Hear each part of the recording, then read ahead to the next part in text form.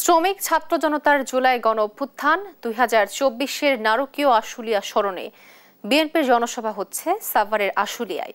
বিকেল 3টায় শুরু হবে সমাবেশের মূল আনুষ্ঠানিকতা।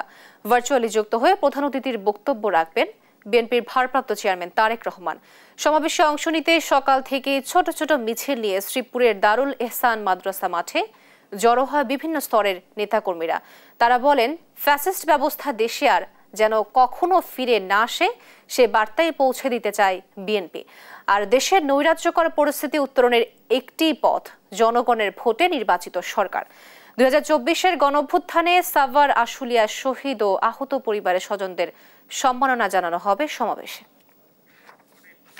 যারা পঙ্গুত্ব বরণ করেছেন তাদেরকে আমাদের দলের পক্ষ থেকে এবং দেশনায়ক তারেক রহমানের পক্ষ থেকে তাদেরকে আমরা সম্মাননা করব। নারকীয় হত্যাযজ্ঞ সারা দেশব্যাপী চালিয়েছে। এই হত্যাকাণ্ডের আমরা তীব্র নিন্দা জানাচ্ছি, প্রতিবাদ জানাচ্ছি। এবং দল যদি জনগণের ভোটে দায়িত্ব পায় দেশ পরিচালনায়, অবশ্যই জাতির জন্য, মানুষের জন্য, আবার আপনাদের পরিবারের পাশে দাঁড়াবে। আর কোনো নৈরাজ্য যেন দেশে না হয়, আর যেন হানাহানি যেন না হয়, আর যেন কারো মায়ের বুক খালি না হয়, আর যেন পুলিশের এই নির্যাতন না হয়, এর জন্যই আমরা একত্রভাবে কাজ করতে চাই।